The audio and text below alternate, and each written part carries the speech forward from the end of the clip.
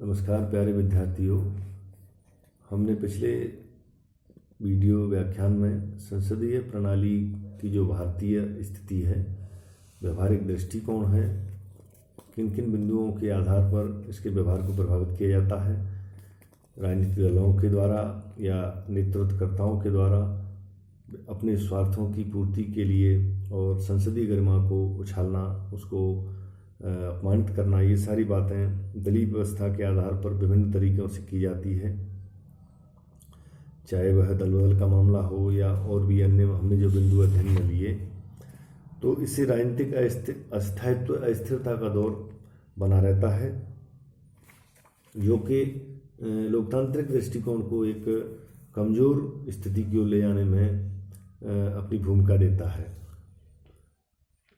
इसमें वास्तविक रूप से राजनीतिक की अस्थायित्व वाली भावना है, मनोवैज्ञानिक अस्थायित्व भी पैदा होता है और इससे सरकारों को बदलने का जो कार्य है वह सरकार के पतन की जो अटकल हैं वो उनकी आशंका बनी रहती हैं कि कब समर्थन वापस ले लिया जाए और सरकार को गिरा दिया जाए।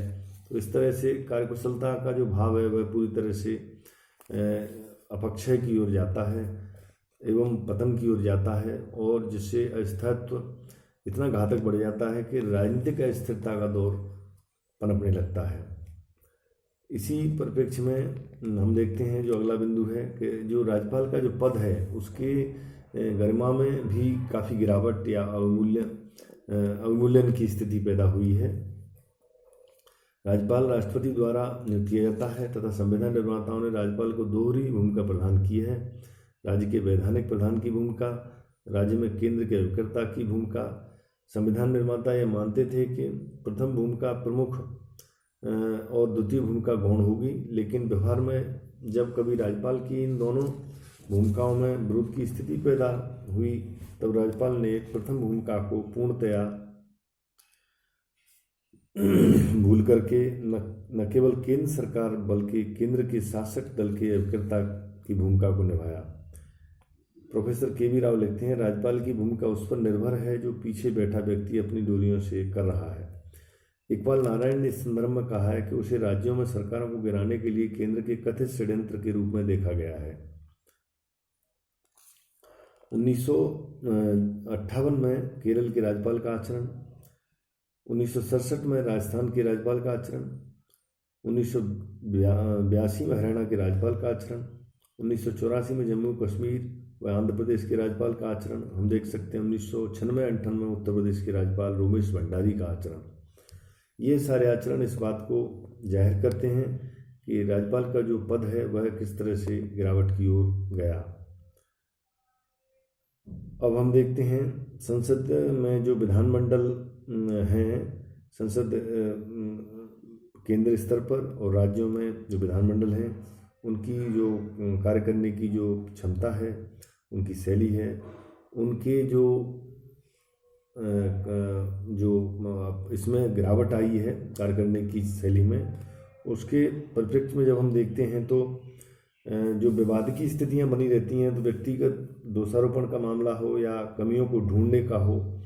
हालांकि विपक्ष के द्वारा कमी ढूंढना एक स्वस्थ लोकतंत्र की परंपरा को आगे बढ़ाने का एक बहुत अच्छा कार्य है, लेकिन वह छिद्रान्वेषी अवस्था स्वयं की स्वार्थ पूर्ति के लिए होती है और वह लोकतांत्रिक पहलुओं को गिराने में पूरी तरह से अपना उस अंजाम को देती हैं जो कि लोकतंत्र को गर्त की ओर ले जाने में कार्य करता है। 1998 से 2004 ईस्वी के वर्षों में हम देखते हैं संसदीय मंच का पहले से भी अधिक अवमूल्यन हुआ है। संसद की गरिमा पहले से काफ़ी गिरती हुई नजर आई है। अनुच्छेद 123 में राष्ट्रपति अध्यादेश जारी करने की शक्ति रखते हैं। उसका पूरी तरह से दुरुपयोग कई बार इस तरह से हुआ है। आवश्यकता न होते हुए भी अध्यादेश जारी किए जाते हैं, तो ये कुल मिलाकर के बहुत ही गलत संदेश जाता है। 1968 से लेकर अब तक 42 बार अध्यादेश जारी किए गए और पुनः जारी किया जा चुका है। एक ही दिन में 54 अध्यादेश भी जारी किए जा चुके हैं। अन्य राज्यों में स्थिति अधिक भिन्न नहीं है। हम बात करते हैं प्रदत्त व्यवस्थापन पर। संसद या राज्य विधानमंडलों का कोई नियंत्रण नहीं है। संसद और राज्य विधानमंडलों में अधिकांशतः ऐसे प्रश्न पूछे जाते हैं जिनका कोई महत्व नहीं होता है।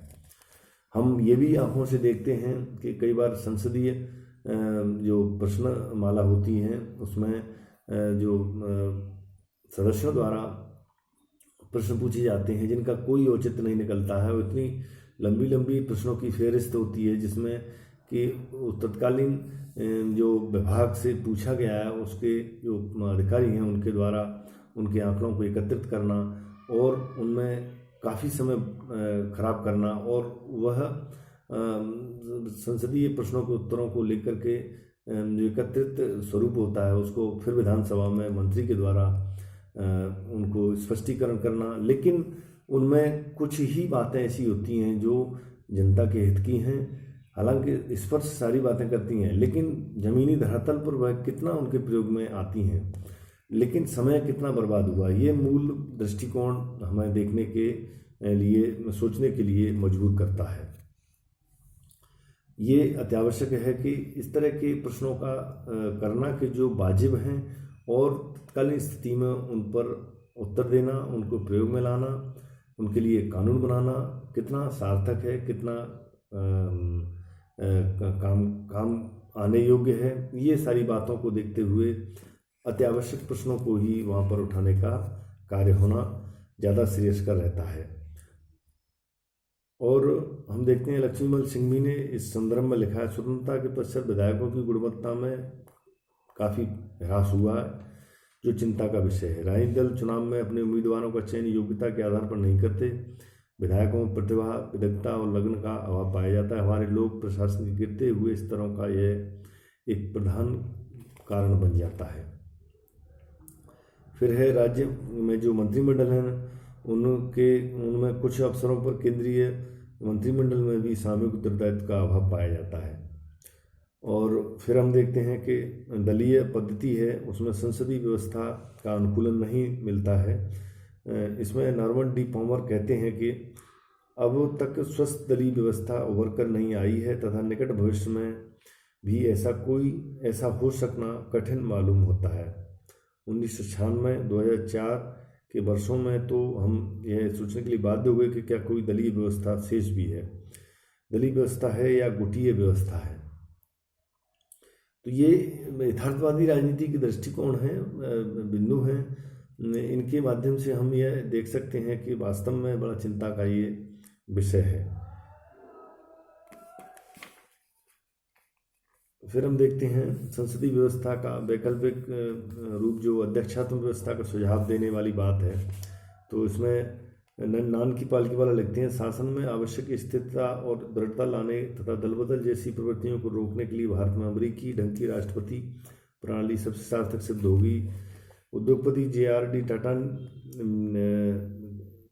BK नेहरू, न्यायमूर्ति MC छागला, भूतपूर्व न्यायाधीश BP सिन्हा, चरण सिंह और बलराज मधोक द्वारा भी लगभग 1967 से ही इस बात पर बल दिया जा रहा है कि ब्रिटिश ढांचे का संसदीय लोकतंत्र भारतीय स्वभाव के प्रतिकूल है तथा इसे अध्यक्षीय लोकतंत्र में परिवर्तित कर दिया जाना चाहिए। हालांकि ये सुझाव मात्र है, लेकिन भारतीय संदर्भ में इसको कितना प्रयोग सिद्ध करके उसको एक किस तरह से अमली जामा पहनाया जाए, तो ये बातें भविष्य के गर्त में हैं। वैचारिक दृष्टिकोणों को प्रयोग के धरातल पर लाना एक अलग विषय है। संसदीय व्यवस्था में सुधार, राजनीतिक दुष्चक्र को नियंत्रित किस तरह से किया जाए, ये सारी बातें इसके अंदर।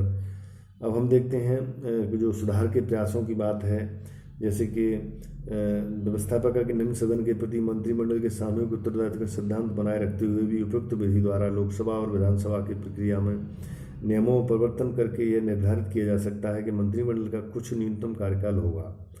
जब किसी मंत्रिपरिषद का एक बार विधिवत निर्माण हो जाए तो सदन का बहुमत उसे स्वीकार कर ले, तब तक निश्चित समय तक, उदाहरण के लिए 2 वर्ष तक अविश्वास प्रस्ताव या ऐसे कोई प्रावधान जिनसे कि वह सरकार को गिराने में असमर्थता बनी रहे। क्योंकि अक्सर सरकारों का बड़ी मुश्किल से बनना, कितना पैसा खर्च होना, कितना समय लगना और प्रशासनिक तंत्र को अस्तव्यस्तता की स्थिति को देखना और प्रशासनिक जो तरीका है वह अच्छी तरह से कार्य करे और उसको चुनावों में लगा के अव्यवस्थित की स्थिति को प्राप्त होना, तो उससे व्यवस्था में काफ़ी आए दिन चुनावों की स्थिति को देखना, एक बार चुनाव करा के फिर उसके बाद फिर अगले चरण में कराना, फिर तीसरे चरण में कराना, इस तरह से ये सारी चीज़ें संसदीय व्यवस्था को एक रोक लगाने का कार्य करती हैं। और उस रोक के माध्यम से ही हम देखते हैं कि एक अविश्वास का माहौल देश में व्याप्त होता है और उससे जनता में एक असंतोष की भावना को उत्पन्न होने का मौका मिलता है। शासन व्यवस्था में के तत्वों की जब हम बात करते हैं, संसदीय समितियों द्वारा विशेषज्ञों की नियमित सहायता के लिए प्रभावदायक व्यवस्था की जानी चाहिए। एक से अधिक व्यक्ति या दल प्रधानमंत्री पद के या राज्य में मुख्यमंत्री पद के लिए दावा प्रस्तुत करे तब राष्ट्रपति या संबंधित राज्यपाल द्वारा ऐसा मार्ग अपनाया जाना चाहिए कि बहुमत का निर्णय शीघ्रातिशीघ्र लोकसभा या राज्य विधानसभा के द्वारा ही किया जाना चाहिए। इस तरह से ये सुझाव दिए जा सकते हैं। संवैधानिक परिषद की स्थापना करके भी इसमें काफ़ी सुधार लाने का प्रयास किया जा सकता है। भूतपूर्व राष्ट्रपति, उपराष्ट्रपति, भारत के महान न्यायवादी और 2 या 3 वरिष्ठ राज्यपाल इस समिति के सदस्य हो सकते हैं और समिति के माध्यम से इसमें सुधार करने का एक पायदान है, उसको हम देख सकते हैं। फरवरी 2000 में न्यायमूर्ति वेंकट चलैया की अध्यक्षता में 11 सदस्यीय संविधान समीक्षा आयोग की स्थापना भी की गई थी। आयोग ने 2002 में प्रस्तुत अपनी रिपोर्ट में संसदीय लोकतंत्र के स्वस्थ विकास के लिए कुछ महत्वपूर्ण सुझाव भी दिए गए थे और इस तरह से उन सुझावों पर किस तरह से कार्य करने की जो क्षमता है वह मूल रूप से सरकारों की जो महत्वाकांक्षा है उस पर या उनकी भविष्य की जो राजनीति है उस पर किस तरह से प्रभाव डालेगी, ये सारी बातें इसमें देखने वाली हैं। तो आज के लिए इतना ही, धन्यवाद।